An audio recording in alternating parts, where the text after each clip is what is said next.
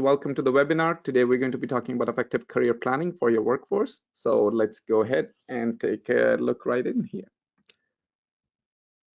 So in this webinar, actually, Elena, if you would like to start, you can start with these ones here. Yes, absolutely. Welcome, everybody.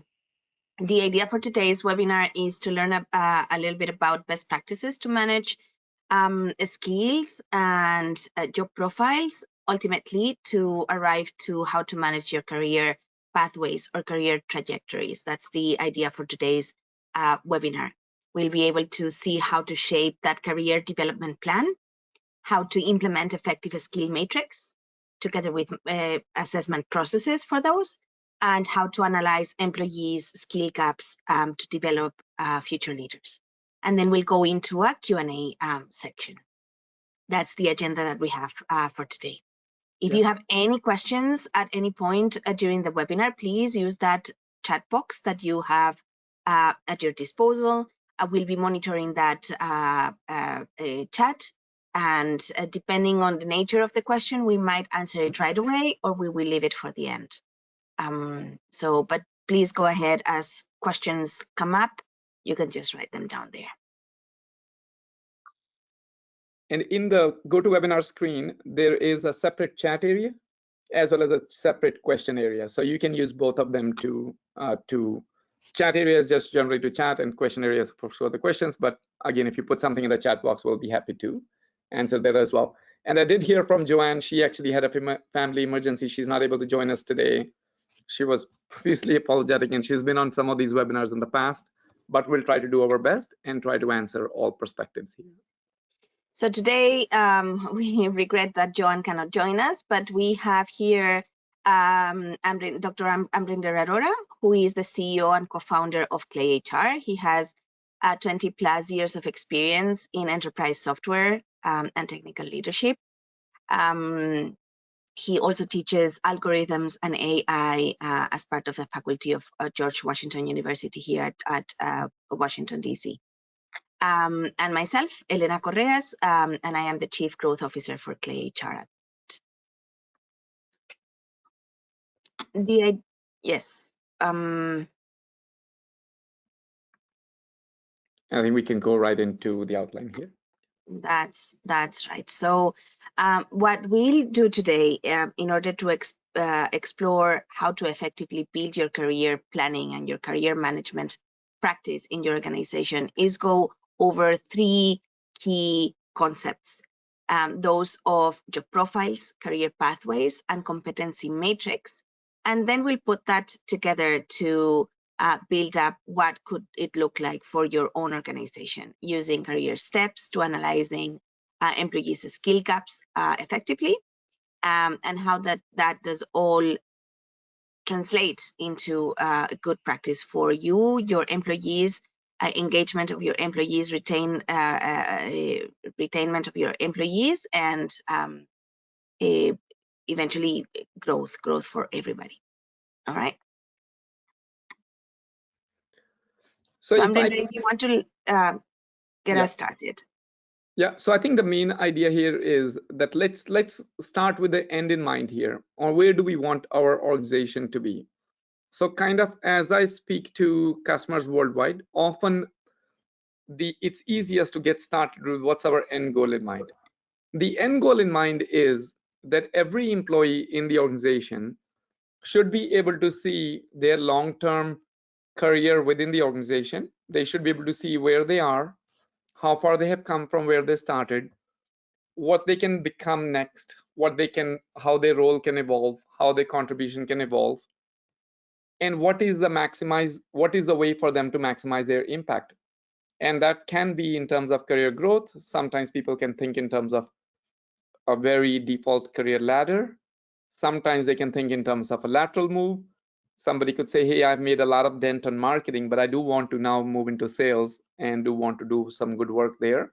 But the whole idea is that every employee should be able to see their next X years within the organization, and further, they should be able to see how they can actually get there. This is something we have seen time and again, that the employees value their own career growth, much more than a whole lot of other things that we think people matter. Other things like, you know, the financial compensation, etc. Of course, those are important. Excuse me, but at the same time, it's just as important for them to see their own career growth. So that way they can see that the organization is investing into there. So that's the end goal that we have in mind. Now, that said, the end goal is often you cannot jump from where you are directly into that. You have to have some building blocks on the way. And today we'll try to guide you on each of the building blocks and how you can accomplish. Some of them will require investments in the software side of things, but at the same time, some other may require some investments from your process point of view. They may require some investment from the perspective of your, you know, from your HR to develop some of those training programs, to acquire them, to procure them, things like that. So there are multiple things that go as part of this thing, but still, with this end in mind, we can start to put those building blocks here. So let's start with our first concept one. Go ahead, Elena. So you continue. I'm not sure if it's only my panel, but I see here my webinar panel that the broadcast has not yet started. Actually, I'm not quite sure, but what we can do is we can wait for somebody from the audience to kind of just give us a little chat message if they're able to see my blue screen with the key concept number one.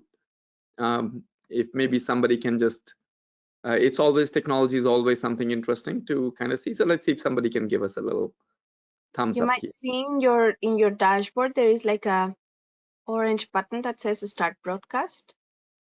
Yeah, Elena, I think I do understand the question. So I'm just waiting for somebody to give us a little heads up here. So I do see that it's on here, but I'll wait for an attendee or two to give us a little chat message or give us a little question saying they can see it. Okay, I think a lot of people say they're able to see it, so I think it seems okay. All right, let's, yeah. Okay, so let's go into key concept number one. So the key concept number one is, if I backtrack for a moment here, that this is our end in mind, but at the same time, we may want to have some building blocks along the way here. So let's take a look at what we can, how we can get there. So the key concept one is, does your organization have defined job profiles? So the job profiles is a very, very, very useful concept. And that actually is a great tie-in to a lot of other things that ClayHR, or in general HR software, is capable of. For example, when you have a job profile, and I'm going to go into the next screen here while we do. The job profile allows you to group your employees. Then you are able to use some similar performance management aspect for them. Similarly, when you are trying to do some simple things like announcements, etc., you are able to gear those towards the certain job profiles if you like. If you're trying to create a job position, you're able to use the job profiles. When you're trying to compare some kind of a training program for some employee to some other segment of employees, again, you can use the job profiles to do. So for that reason, in a nutshell, job profile is an extremely simple construct, but it really is your bedrock of your talent management program. So for that reason, doing this appropriate job profile design, which is sometimes also referred to as job design, is an extremely effective and a very high ROI work. So when the organization starts out, or as it matures, if there is enough investment put in creating the right job profiles, that really helps the organization many different ways. Not just, of course, today we've been talking about this we're talking about from the perspective of the talent management, talent development, and the career pathways. Yes, job profiles have a very significant role to play here, but also in many different ways here.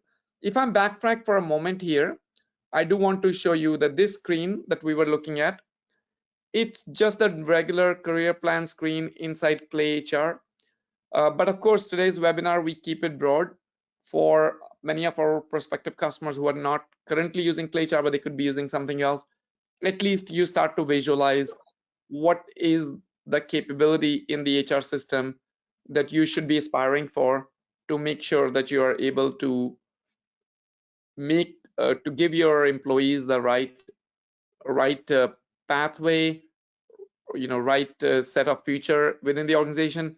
That of course ends up giving a lot of retention inside that, improving your retention rate, etc.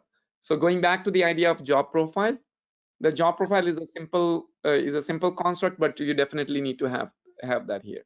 Here's one simple screen within ClayHR that looks like that explains what one job profile does. You have the job profile title, a little bit of a description, the responsibilities, and the requirements here. Sometimes some organizations have, especially depending upon where they coming from, if they were using a homegrown system or they were using a legacy HR software, they might have some confusion between job profile and job title, but those are different things. And I'll ask Elena to kind of give us a little bit of guidance on that via examples on how those two constructs can supplement each other, but are not exactly the same. Yes, and we have this question coming up often. I think that we should think of job profiles in a more generic way than we do job titles.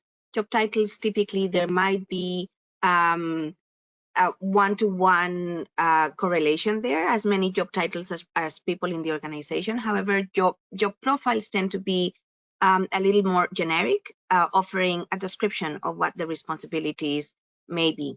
You might have a director for sales. That could be a job description, a job profile, let's say director for sales, but then you might have 3 different titles associated with that job profile. It could be director of sales North America, director of sales South America, director of sales Europe. So they might be taking care of different areas, geographical areas, but the responsibilities are typically the same. When we think about that kind of job profile, we would gather them together under one single profile as opposed to 3 different ones. I think that's a very good example in the case of sales, but I think, as you can imagine, you can have the same exact concept going on for your HR business partners, even your engineering profiles. You might have a senior software engineer as one job profile, but because people working in many different sectors there, maybe somebody working as a senior software engineer for telecom versus somebody doing for healthcare. So Elena, would that be another example of a job title, etc.? Absolutely, that would be a different job title. And in many situations, at least in the more junior ranks of the organization, you might have very, very generic job profiles, such as analyst, senior analyst, then maybe project manager, right? These 3 things are generic for everybody, regardless of where you are in the organization. That could be another approach that many organizations are taking. Got it. So I think with that, we probably are just coming to our very first polling question here. So you should be seeing the first poll question coming to you right away.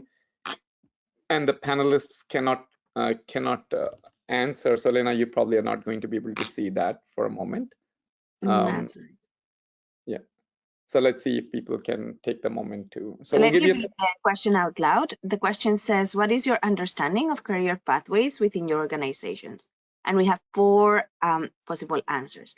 Clear progression from entry level to executive positions. Number 2, opportunities for lateral moves across departments or functions. Number 3, combination of vertical and horizontal career advancement. And number 4, unsure, need more information. So let's kind of keep this moving along here. If you have a chance to answer it, we have actually see that many have already. Oh, more than answers coming in. More than 60% people have already voted. So if you haven't yet, then you can go ahead and do that. 73 now.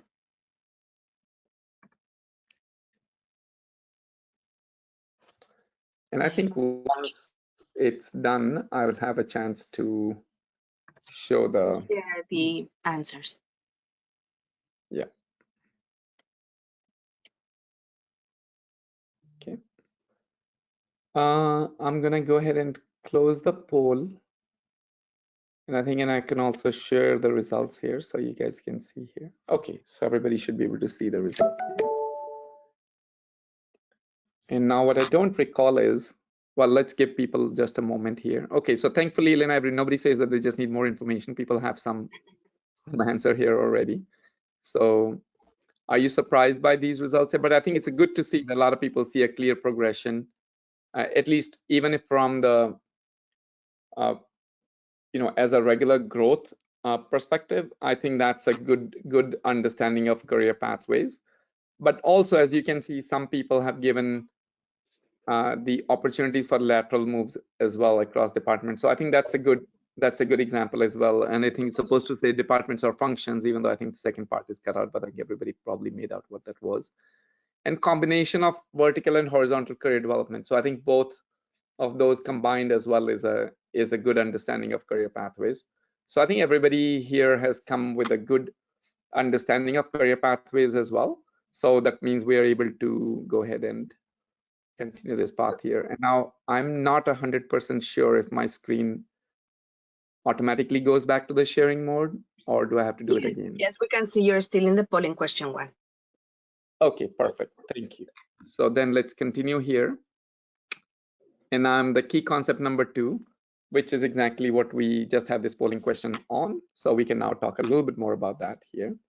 So within this part here, what we want to discuss is within the career planning, we want to define the career pathways. We want to visualize the roadmaps. We want to understand the promotions, and we want to identify how the talent is doing, right? So when we look at the career pathway, a very generic definition of career pathway is just a sequence of steps which allows people to transform their role from one role to the other, or from one job profile to another. Now, specifically in this very generic definition, we do not refer to whether it's a growth or whether it's a lateral move. So we don't say to traverse up, and we also don't say that it has to be unique.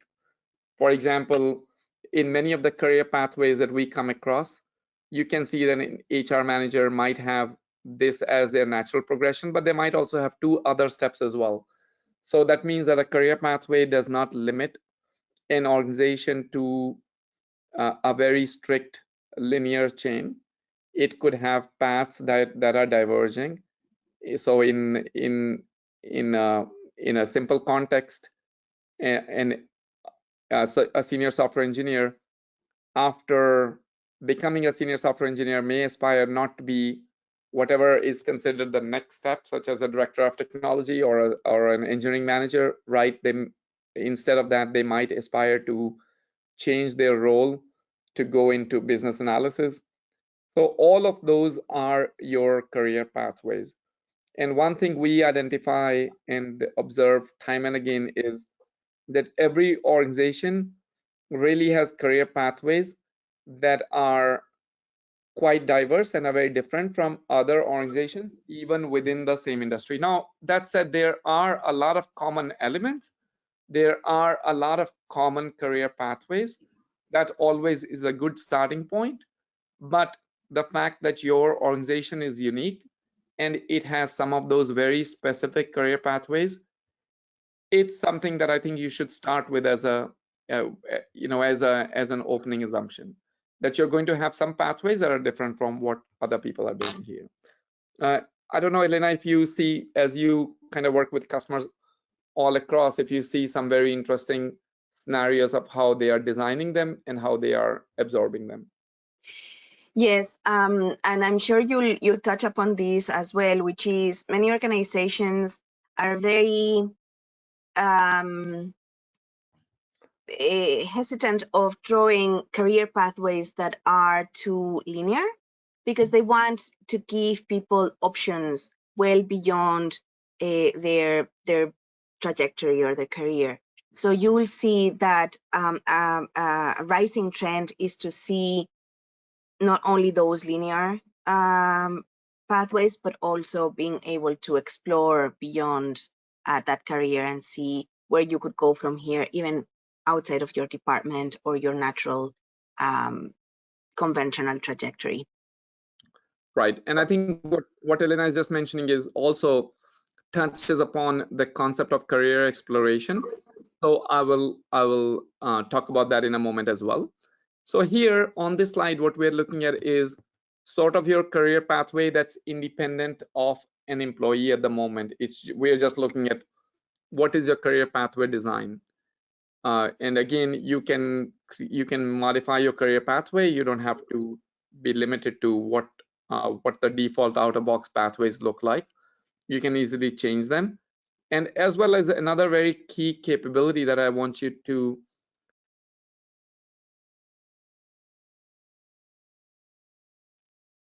be aware of, especially if you are an existing ClayHR customer, or if you're just considering launching it soon, that if you have your current set of promotion data as in like this person, even if it's anonymized, in fact this functionality does not require either an employee, no identification of the employee.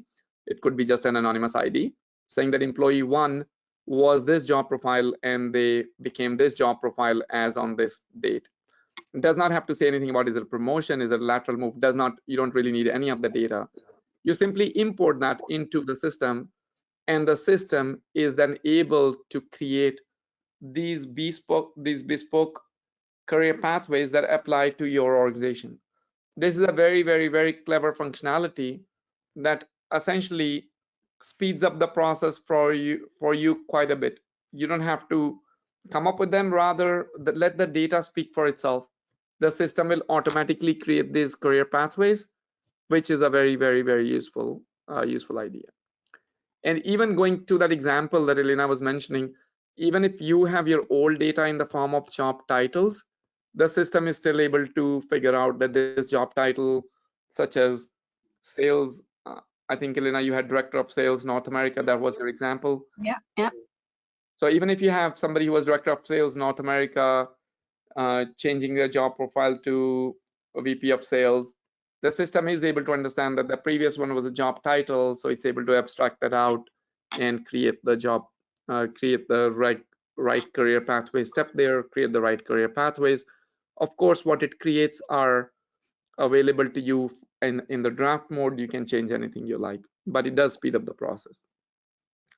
So this screen here, like I mentioned, is talking about your career pathway generically, but if you do want to see in the career pathway for one team member, you can either go to the assignments tab and then see what each individual looks like, or if you go to the employee record, then on the employee record, if you click on the career pathways section, then you can find the same information there as well.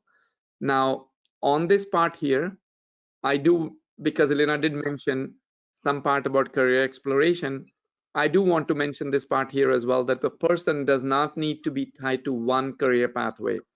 You will certainly want to assign one default career pathway based on their current profile, but you can then assign many different career pathways here. And if you're logged in as this person, Ellen, Ellen will see an explore option here, which touches upon that Ellen could say, hey, I'm at this job profile today, but maybe I don't want to take the next step, which is being shown to me. Rather, I want to explore a different career option here. And just by using that explore functionality, the system can guide Ellen on what are the other capabilities, other possibilities for her, for which she is already a good match. So that means that she does not need to fundamentally change her profile and unlearn everything that she has learned and go learn something totally new, but rather there are many different other profiles that may use a significant part of her skill set, which she may be a very, very, very good example for. And I'll talk about the gap analysis in a moment. But Elena, if you want to talk about the exploration part here, since you touched upon it, I think that's a very useful construct here as well. Yes, absolutely. And here the idea is to offer to give employees as many tools they can to explore where they want to go next. This empowers them to understand what their possibilities are within the organization, beyond the traditional career ladder that they might already have in mind, right? So the system will allow you to say, hey, this is the gap analysis that's there according to my next potential next step. But let's say that I want to explore maybe in the business development side of things, or maybe you want to make a change towards more of an administrative or operations side of the business. You could always search what is the job profile or role that you would be interested in, be able to select that one and have the system map for you what are the skills that are required for that desired next step and what might be the gap that needs to be bridged. And the brilliance of the system as well is that whenever there is that gap, the system will identify what kinds of actions you can take. It's very action oriented to get you to that next step. And these recommendations can be in the form of a training that you can take to develop that skill further so that you can bridge that gap from level A to level B. So it will flag all of the skills, or sorry, all of the trainings, all of the courses that you could take to develop that skill further, but also, and this is the second form in which these recommendations take place, it will also flag or identify who are those people within the organization that are positioned as experts on that skill that you could reach out to for mentoring, for coaching, for advice, for guidance, so that it will bring them to your attention. Hey, if what you want is to evolve your communication skill, these are the 3 people that you should reach out to for guidance, for mentoring, etc. So it's very action oriented that way. It allows you to explore what are your options, and if you decide to do something about those options, these are some of the steps that you could take to get you closer to that goal. I think you're on mute. Exactly. And I think if we just summarize here, because I know, no, I think, so if we just summarize here,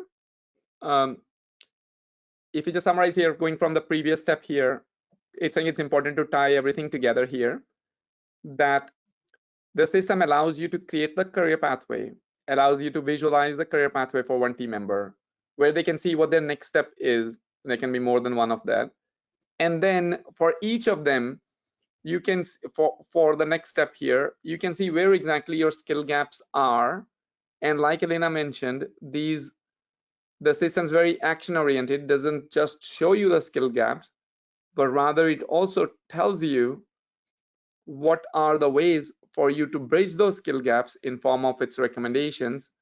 And it shows the recommendations and where you, on how you can bridge that particular skill gap in form of learnings, in form of talking to the other expert here. So that is the entire concept as we should consider here together in the form of job, in form of the entire career pathway design, the career pathway assignment, as well as the identifying the next step, the skill gaps, and then taking into learning. Now, I do want to mention that for many organizations, it can take a little bit of time to get to the full 5-step process, but the whole idea is to start where you are. If today you're at a certain point, then maybe if the job design is the next step here, certainly by all means do that, do the job design part. If just creating the career pathways is a good next step here, do that. If you already have career pathways, then tying the job profiles to skills and their levels, that's a good next step here. Finally, identifying trainings, learnings, as well as identifying experts. So wherever you are, you can take the next step. You can take the next step to build your talent management program and be able to, deepen your understanding here. Finally, I also want to mention before we kind of wrap up this segment here a little bit is that many of these learnings can be micro learnings. Nowadays, people are all generally busy with their work anyway, that these learnings do not need to be a 1-week program where they go off to Boca Raton and they're gonna take their training there. That's while that may be great when you can when your setting can allow it, but even if that's not the case, if it's just simply is that in a set of 3 videos that they have to watch on your preferred program on LinkedIn, YouTube, etc., you would simply just create that as a micro learning, saying here these are a set of 3 videos you have to watch, and because they're like 20-minute videos, you can kind of watch them at your own pace, and you can finish that by within the next 2 weeks, and supplement that with a test, etc. So again, the entire life cycle, the entire step, you can build it, the entire process here you can build step by step and keep it very action oriented here. And one very quick thing I do want to mention here is, like I mentioned earlier, that you can import your tenure history, and this gets you in a very, very, very quick path to design your career pathways. You don't have to spend a lot of time or consulting engagements to create your career pathways. This just allows you to do that relatively quickly here. And Lena, I don't know if you have something that I've overlooked here before we go into a polling question. No, and I don't see any questions so far either.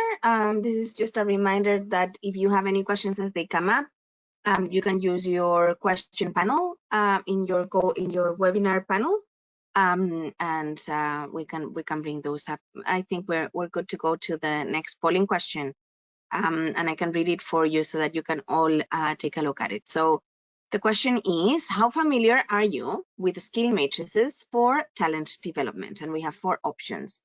The first one, very familiar, actively use them in my organization.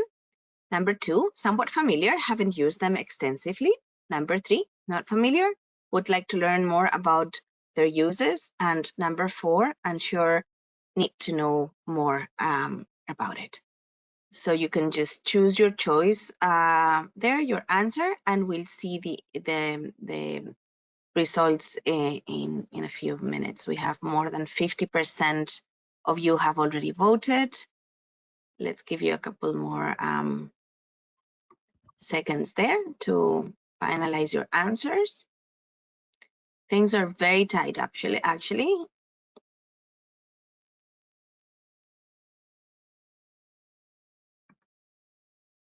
Almost there. And this is something, the skill matrix is something that we'll explore going forward in these webinars. So we'll have a lot more info to play with. Okay, so I'm going to go ahead and close the poll here. I think almost 60% of people have voted. Yeah. Let me give it a moment here. And then you can share the results.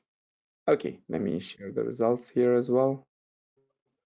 No, I do not quite know how to do that. Oh yeah, okay, right. I figured it out. So we have 50% of respondents saying that you're very familiar and that you actually actively use them, these skill matrix in your organization. That's quite a good number there. And the rest, all of the rest, 43%, somewhat familiar, or even though you might not use them extensively yet. So these are actually very good results here. Wonderful. Okay, so let's go ahead and continue our idea here. Now, hopefully you can still see my screen. I think every time the polling question comes, I have to figure out if my screen is still visible, but I think it is. Okay, great. Thank you.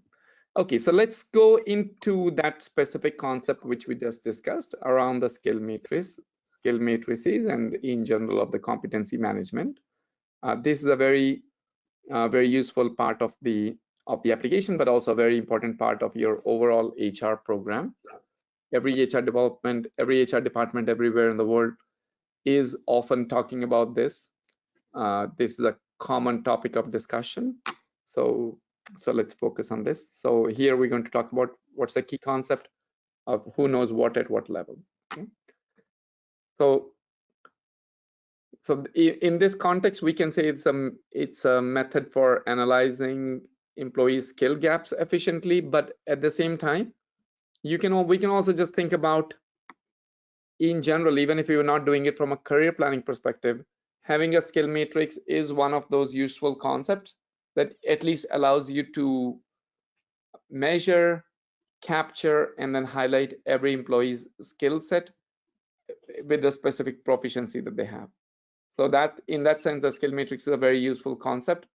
It can be used for other things as well, such as creating right project teams, etc., on which, by the way, a lot of work has been done already by many different organizations, many different research organizations, and that's a very useful way to kind of assemble your project teams as well. And here's one quick visualization of it. As you can imagine, it shows up right in the competency area. Whether you use the top menu or the left menu, they kind of just select the skills menu there, and then you can see this part here in your skill matrix here. Once you create a skill matrix, it is very important that you create the right views here. And what the views allow you to do is to filter your org units or your job profile with the right skill type.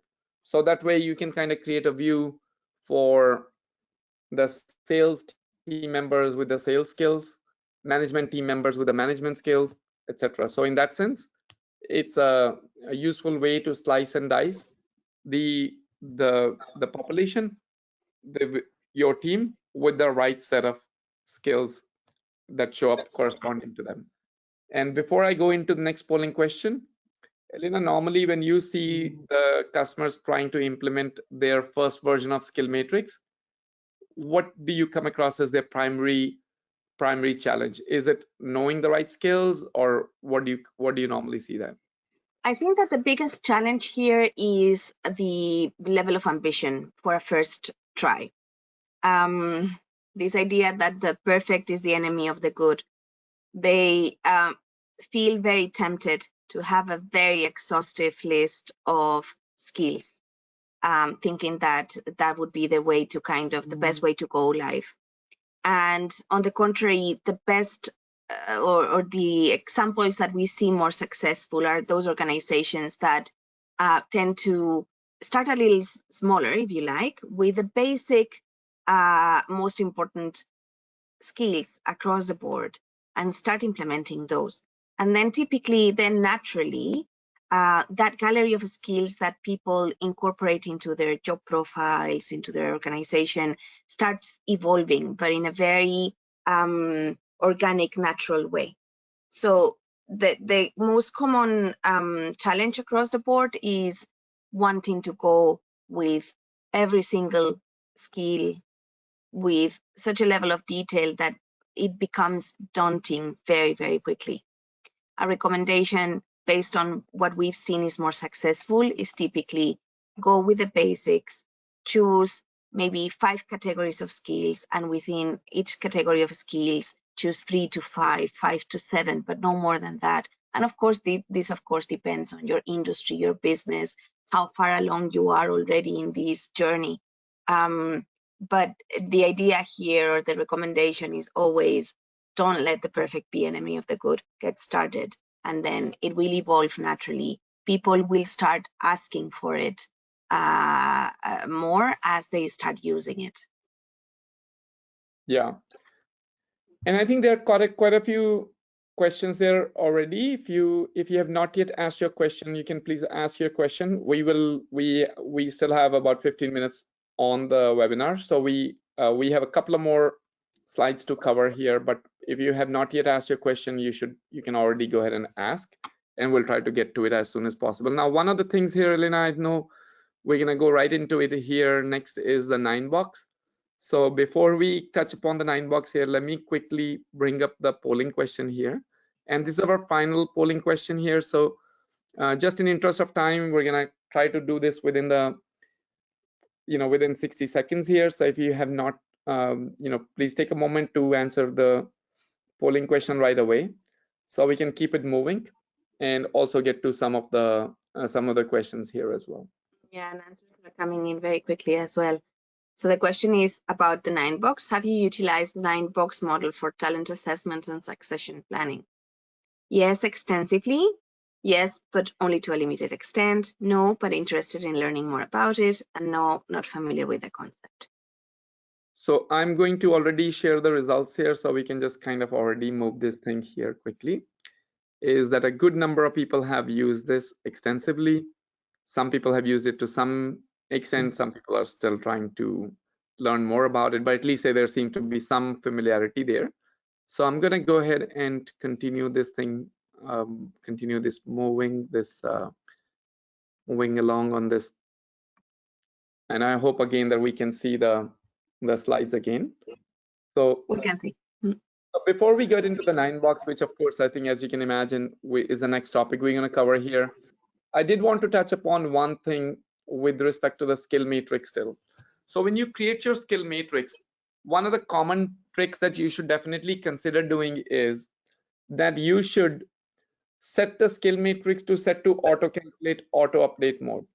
Even though sometimes organizations can feel a little bit uncomfortable with this lack of control, but with the automation, you definitely have much more to gain, very little to lose in terms of that, the loss of control. Rather, if you set the skill matrix to auto calculate mode, you can see that your skill matrix will always be up to date, and it will automatically update itself based on other things that are already happening inside your HR platform. One of the reasons to invest in a comprehensive HR system like ClayHR is that you have many different modules, they're all speaking to each other. So if, for example, you create a performance review, in the performance review, somebody's skills were assessed, then why should they remain just on your performance review? They should then flow nicely back into the skill matrix as well. If somebody is receiving some kudos for an excellent work, some excellent work that they did on a project, then why should that kudos just be kudos that they receive in the email, but then not flow that data into the skill matrix? If they completed a learning, or if they did some other review work, all of that is essentially data that can be used to fill back into your skill matrix. So my recommendation almost always is to set it to auto calculate mode, and it's very easy to do. You still have control in the sense that you can still go into the auto calculation settings. You can see what aspects of the data can be used to update the skill values. But again, the big picture is to do that. And Elena, I'll bring up the 9-box, 4-box as well. But if you do want to mention points, as you see the customers kind of taking this both on the auto calculation as well as the 9-box, I'm sure that those are insights are helpful here. Yes. So we see that, I mean, maintaining a skill matrix is a daunting, time-consuming task. And the benefit of a skill matrix is just as big as how updated the information in it is. So that's why we typically recommend to have it in auto calculate mode, because everything that is being done in the system then feeds the matrix automatically, making it updated, relevant, easy to use. So in everything that you're doing in your day-to-day basis, whether you are filling out performance reviews or giving feedback, that actually contributes to having that matrix updated. And when people suddenly realize, oh, what? I don't have to kind of do these on my own on the Fridays afternoons, trying to keep these updated. When they learn that, no, this is kind of automatic. It keeps updated by itself based on the behavior of, then that's a big relief, especially for HR teams and others.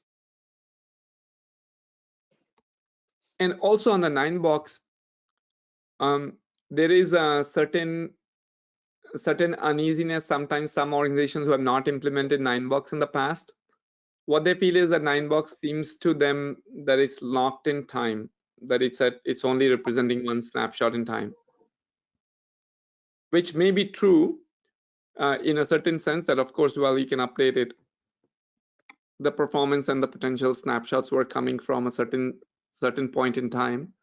But still, the advantage of the 9-box And by the way, when I'm using the term 9-box, it could be a 9-box for you, it could be a 4-box. It's some version of a potential versus performance matrix there. And inside ClayHR, this part is very configurable. You can give it your own elements in the grid. You can create a 16-box if you want, 4x4, 4x3. Really, there is no limit to how you can do it. And you can move things around. You can see how this person came to this particular score rating. Once you move things around until the next layer of performance review, it would continue in that way.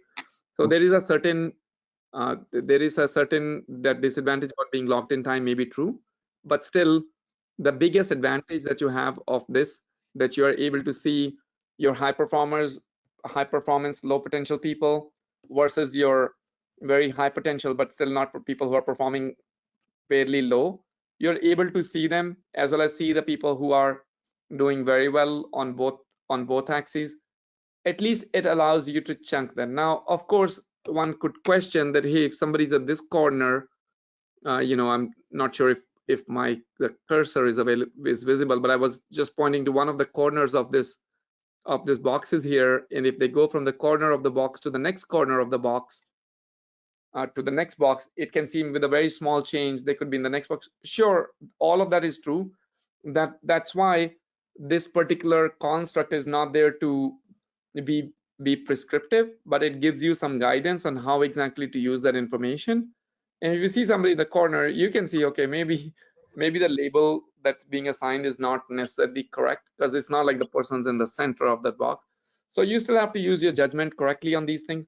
But when done right, the advantages of a performance potential matrix are significant. So that's what I would just say the right way to use it. And I think just to wrap things up so we can start going into the Q&A more here, there are many different ways for you to fill the skill gaps and to develop the next generation of leaders, next set of leaders.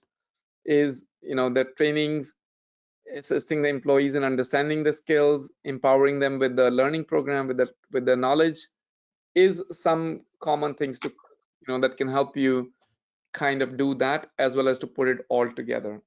Now, here we say that when done things right, once you have done all the different aspects of this, creating job profiles, creating your job profile skill matrix, creating your career pathways, tying the next steps to the learning and to the the skill counselors, etc.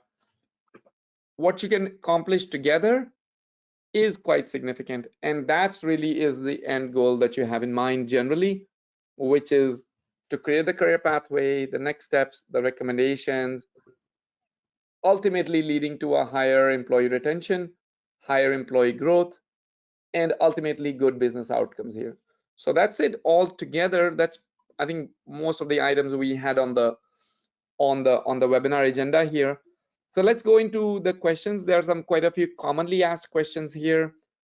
I'll not go into those here unless you have those, but rather I'll go into the specific questions that some of you have asked. So we'll try to go into that here. And Elena, I'll try to get to as many questions here I can here. One of the first questions we have is, and give me a moment, let me make sure I can see it right. Okay, so one question we have is, what challenges have we encountered in implementing career planning initiatives? I'll read this one.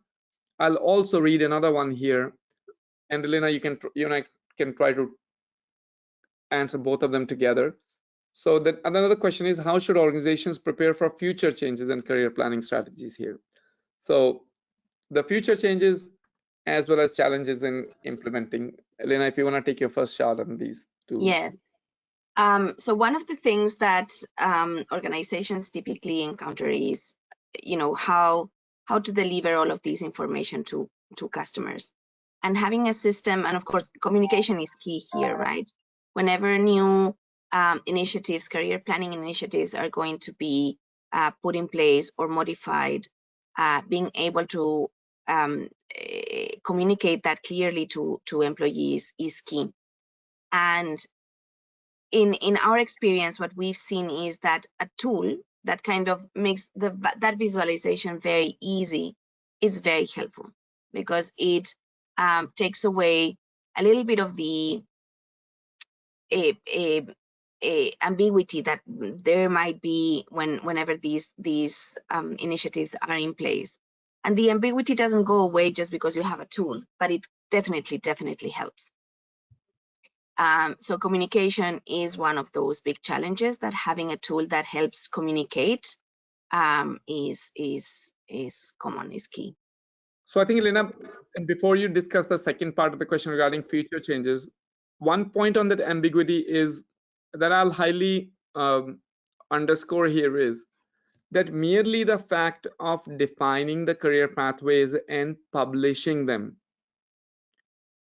actually helps your organization in thinking. Even if an employee is going to think, okay, well, I don't really see my next step here, even if an employee thinks that they don't see their next step or their preferred next step, it is still is a great thing, because they are able to see that the organization is investing in creating the career pathways, and that way they at least have somebody to go to and saying, hey, this is my desired next step, how can we make that happen?